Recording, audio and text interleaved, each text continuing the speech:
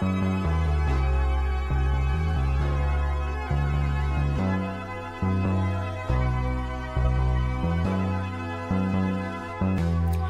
and join the party. These books are for you, you and everybody.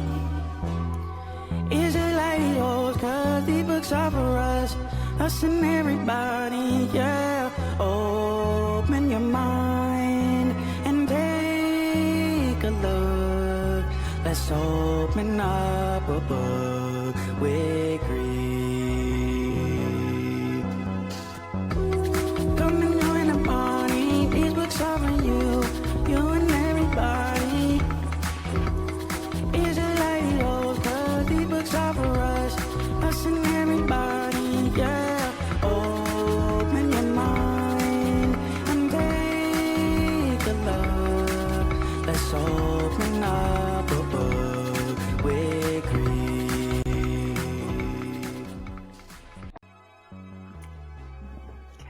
Hi, everybody.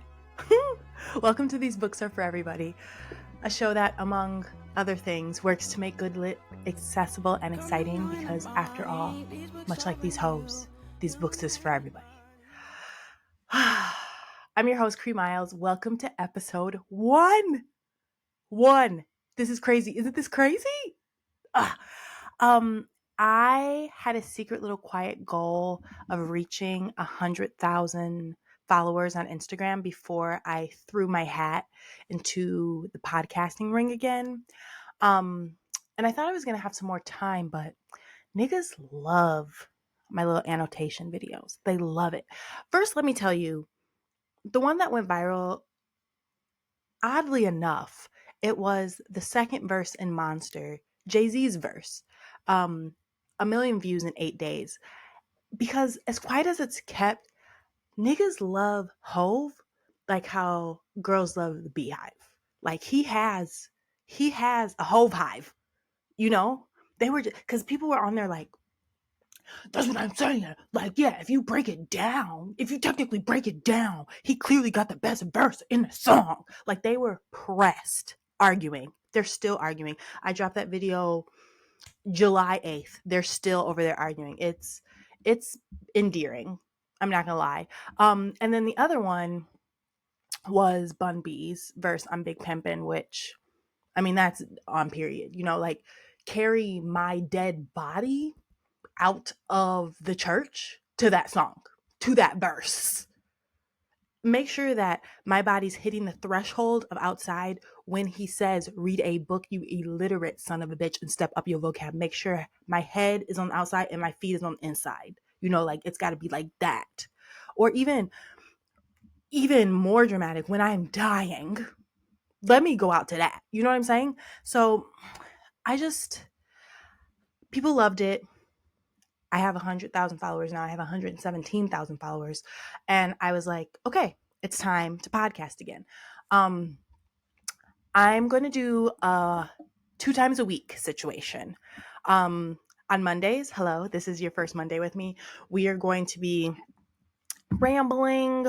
I have this segment, Get It Off Your Chest. We're going to do that segment where people like, and a listener just sends in an anonymous gripe that they're having, or like an anonymous issue, and we read through it and we talk through it. It could be amusing or a gripe or a question or just something. It's just them getting something off their chest.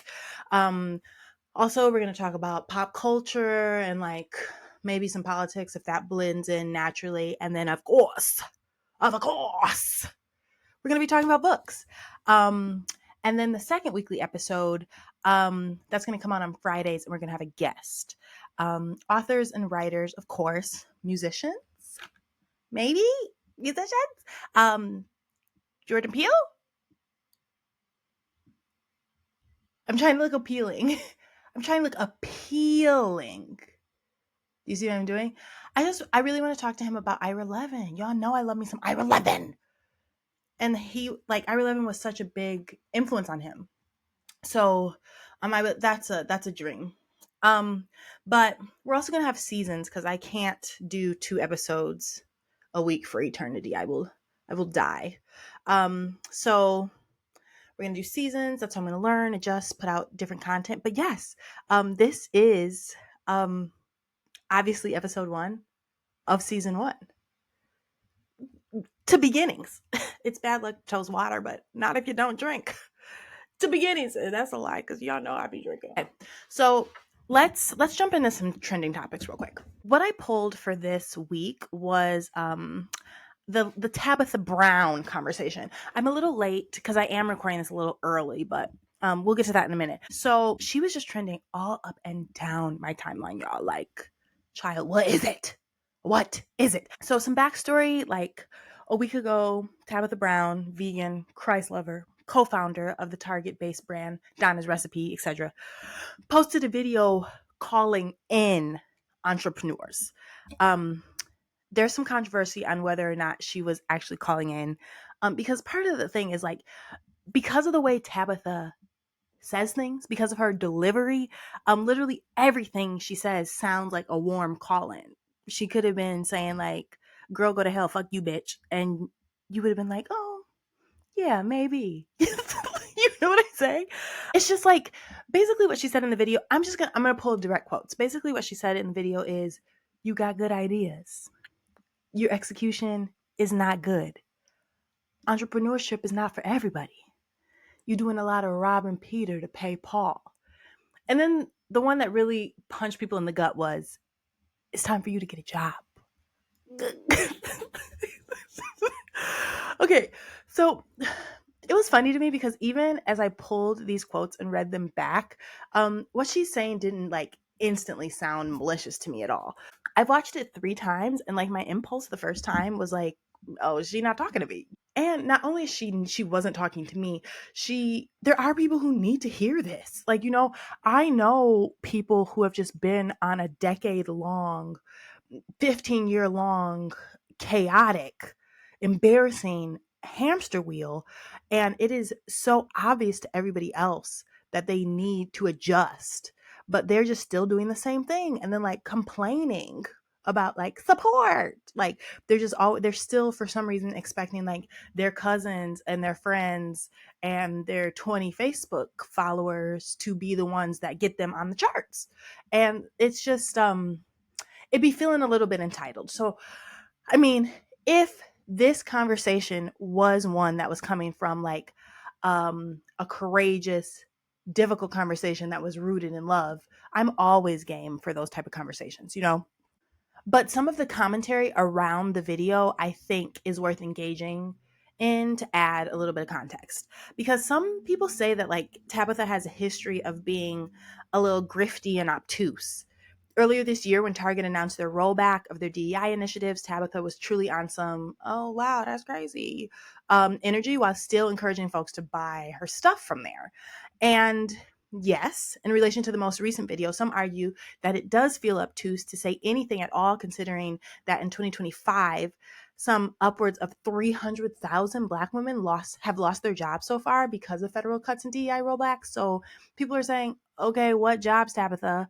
What jobs are people supposed to find right now? And like, how dare you say that and tell us that while you're sitting atop your Donna Recipes mountain that Target scaffolded the ski lift for you to glide up? And literally all while wearing a Cartier stack. She's in the video like this with a Cartier stack on her wrist. Some people they say it feel out of touch, you know? I'm going to come in here with a sweeping generalization, and I know that it's a sweeping generalization, so you can't call me out for that. But call me out, call me in, help me work through my knee jerk. But generally speaking, I rarely see an intersection of folks who have Christ lover in their bio and who are also anti-capitalist. You know what I'm saying? Affluent Black Christians rarely have a critical analysis of the systems we are oppressed and surviving under. And it's this willful obtusion paired with their insistence that they are all evidently arbitrary blessed, that they are receiving all the things just by the grace of God, and that they just happen to be favored, that really makes things fall flat when they're talking to people. I'm not a theologian. but I'm pretty sure, I would swear to the God that I am currently talking about, that it is antithetical to what Jesus was actually doing on literally every account. And I know how we got here. It was affluent Black people's aspiration to align themselves with whiteness instead of freedom. But the idea that Jesus was all about charity and arbitrary good fortune instead of liberation is like quite truly one of the best rebrands ever pulled off. And Black folks have bought that hook, line, and sinker. And that's honestly, that's the vibe that I'm feeling. It's this whole kind of like exceptionalism, the W.E.B. Du Bois talented 10th, because it really is in the delivery. What she's saying isn't necessarily untrue. It's just like, it feels like it's missing something. Like, are you offering people jobs? Do you know that there some jobs somewhere? Did you stay at Target to try and push them closer towards morality, and now there's going to be a hiring fair? Because otherwise it just sounds kind of shamey. You know what I mean? But I mean, all that aside, I'm not surprised. Everything about Tabitha's brand suggests that this is how she navigates the world. I'm not surprised or offended at this point. Like, Donna's recipes, I love it. I use it sometimes. Because I don't like the way people was talking to her either. I don't know where we lost like we just aren't able to have discourse anymore. It's embarrassing. Even like Black women on Black women crime is crazy on the internet. The way people be talking to people, trying to slam dunk on people. Like, is anybody trying to be free? Because why would you be talking to people like this? So I don't know. The take was raggedy, not wonderful yet. The way people was talking to Tabitha, not wonderful yet. And that's all I got to say about that. Okay. Let's move on to get it off your chest. Get It Off Your Chest is a segment where I read the musings of an anonymous listener in an attempt to hold space, offer advice, bear witness, whatever they mean. I mean, whatever they need. So let's get into it. This is the first one. Let's do it. Okay. I should have titled this. I'll title it Miles Sucks. Okay. I hate my best friend's husband, and here's why. My BFF and I have been friends since we were 12. For time reference, we both turned 31 this year. We are so close. We often even refer to one as each other's soulmate, and we can most times almost telepathically detect when the other's spirit is off. My BFF, we'll call her Kelly, has been with her now husband Miles is in quotes, since 2013 or 2014. They married in 2019. Miles was Kelly's first everything. First kiss, first date, first relationship, first time, literally everything. I didn't always dislike him either. From what little I did know of him, he wasn't a bad guy. Not my personal fave person, but Kelly loved him and he loved her, made her happy. So that's all that mattered. I got a seasonal job back in 2015 where I actually worked with Miles and this girl who was new to our friend group, but had apparently known Miles for a long time. We'll call her Harper. One day, working with Harper, Miles was on shift and made a reference to something funny that had happened over the weekend. We had a fairly large group of friends that got together every holiday occasion, and that was after one of those weekends. Harper asked me how I knew Miles, and I told her that he was my BFF's BF. She stared at me blankly and was like, I didn't know Miles had a girlfriend. I remember thinking this was odd, especially since this girl claimed to be such a close friend with Miles. A relationship status is just something you would know about your friends. Harper started coming to parties, and she would always come alone, even though she had a boyfriend no one ever saw or met. She would cling to Miles at these get-togethers and never came to talk to us girls, but all the guys knew that she apparently had this super emotionally abusive BF. Anyway, this suspicion that something was going on between Miles and Harper grew in me and spread like wildfire until I just straight up asked Harper if there was something going on. She profusely denied anything ever happening with Miles and swore they were only friends. Then she told Miles I asked. Miles was pissed at me, and one long, awkward week later, I apologized to Miles for overstepping and creating problems where they did not exist. He forgave me, and all was fine in our group again. 2019, my BFF Kelly gets her master's degree. She had a career plan for after. Those were put on the back burner when Miles proposed. Then, after Then they married, and Kelly's plans were still pushed back because Miles wanted them to find a house to buy. One big life event after another, and she's completely shifted her career path entirely, putting her wants on the back burner indefinitely.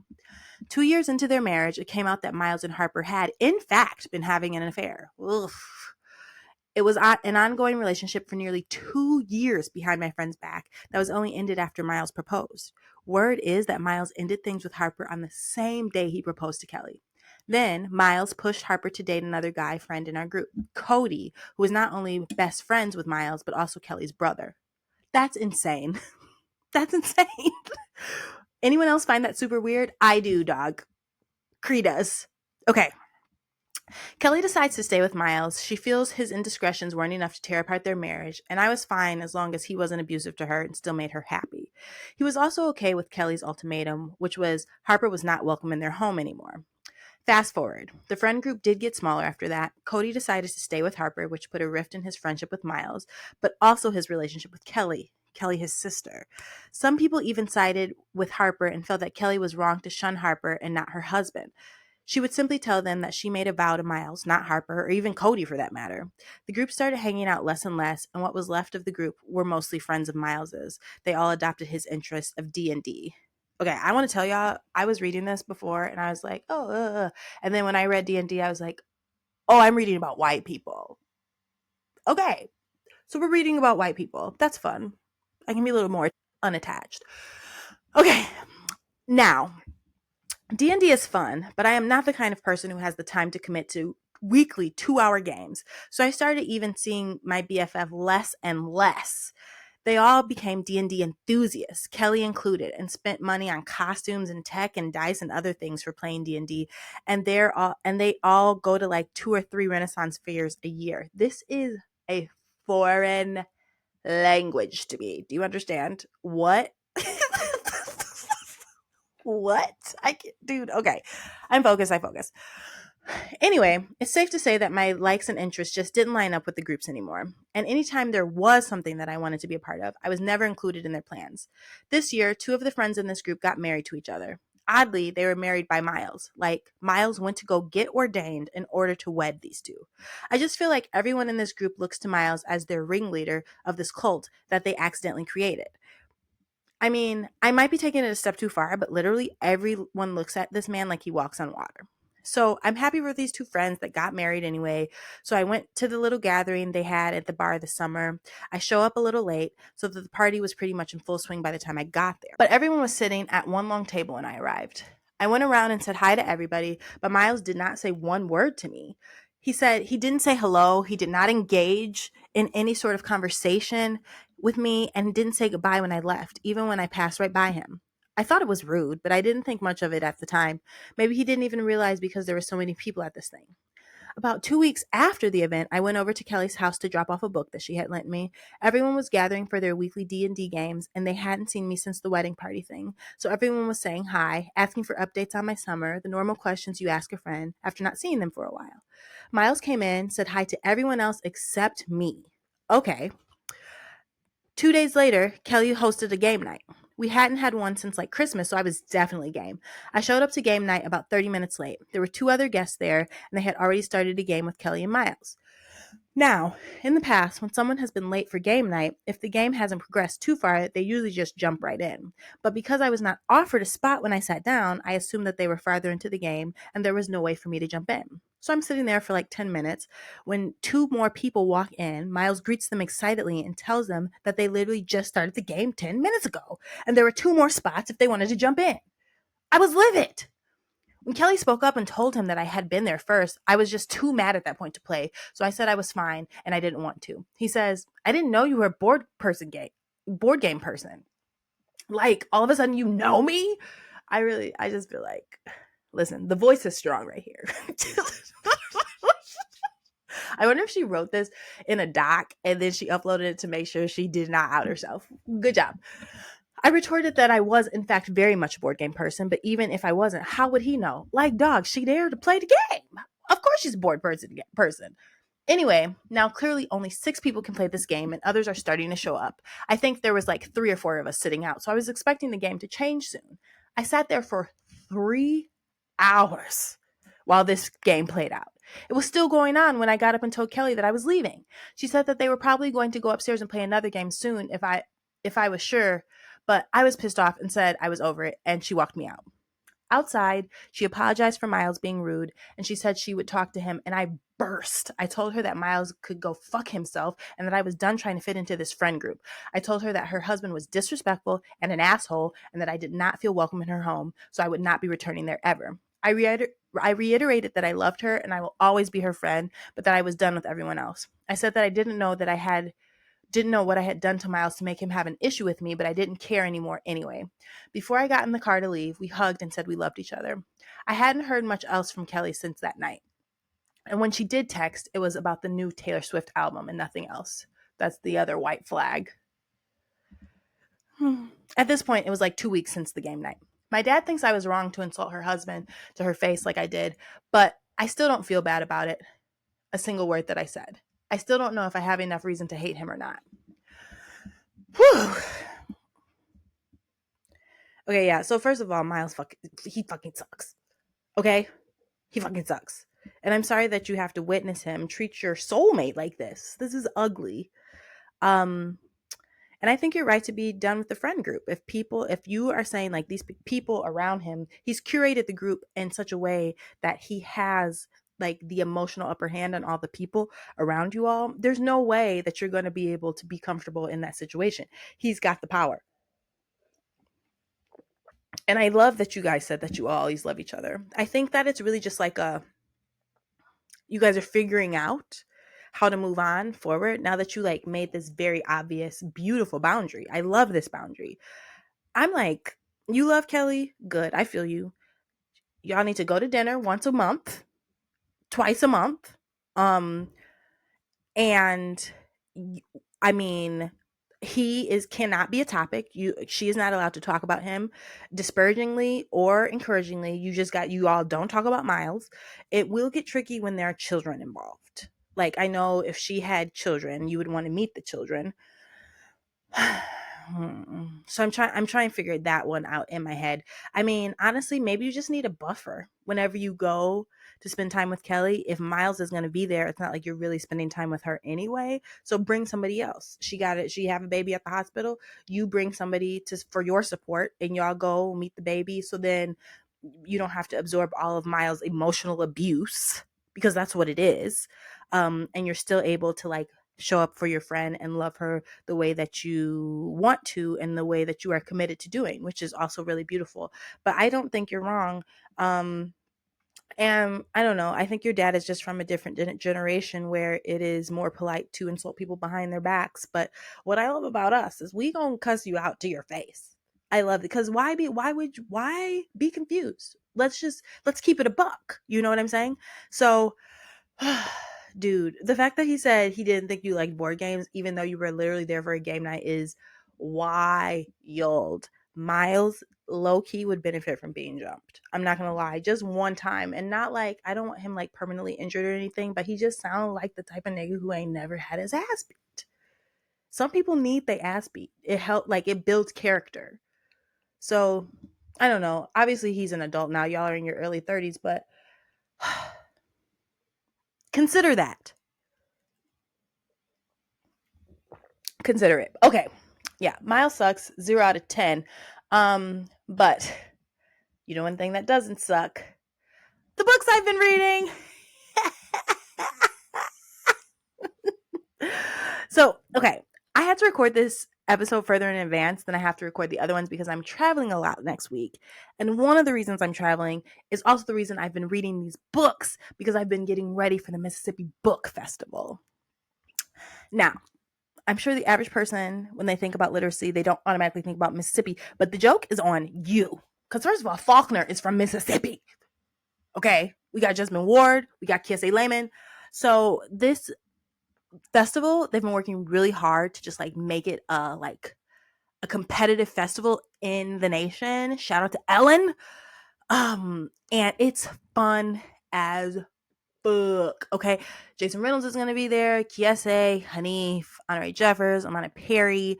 I mean, I'm just like, the Negro delegation is present. My panel is lit, dog. My wrist hurts. So I literally like am having a hard time believing that. But my panel is stacked. Like literally, look at these books, y'all. Hold on, I'm gonna make sure that y'all can see it. Let me put my microphone down. Okay. I've got My Train Leaves at 3 by Natalie Guerrero. Debut. It was super solid. It was a really good book. The Original Daughter by Jemima Way. Also a debut. Solid. Good book. The Wilderness. This is number 2 for Angela Flournoy. Goes crazy. It's such a good book. Okay. The Girls Who Grew Big by Layla Motley. Also her second book. You know, the first one, Nightcrawling. Psh, don't play with me. Don't play with me. Every single book I put down, I was like, I know that's the fuck right. I was so geeked. It's so good. So the theme around my panel is like women's narrative fiction, which is absolutely hilarious and ridiculous to me. Next time somebody talk to me about Hemingway, I'm gonna be like, oh, you mean like men's fiction? Because what? Stop. But there's a couple through lines. Okay, so it's super funny because the debuts have more in common with each other than the sophomore novels. And so because I have this panel, there's 4 people on the panel, and I only have like an hour, I think. I need to double check, but I'm really pretty sure I only have like an hour. And each of these books deserve like 90 minutes by themselves. So trying to make sure that like we are engaged and having good conversation, and I'm like inspiring people to pick up the books for the correct reason is really what I say that I am tasked with. I hope that that is correct, because that's what I want to be trying to do. So as far as like recommendations and what the book is about, I realized like, so on Instagram a week ago, 2 weeks ago, I put up like a little quick like mini review of Dominion, and people were geeked and they were like, oh, I'm going to order it right now.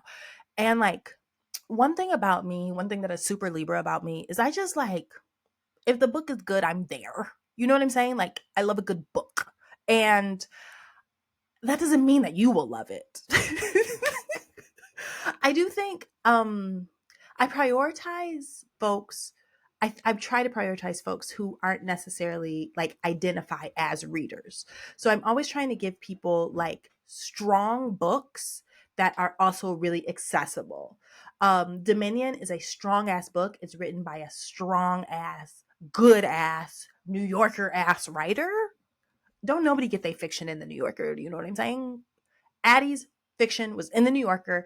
Dominion is that type of book. It's accessible, but it's good. I'm not trying to give you accessible crap. I'm trying to give you accessible art. And so when I say a book is good, you need to ask me why it's good, because it don't just mean that like we're all gonna love it.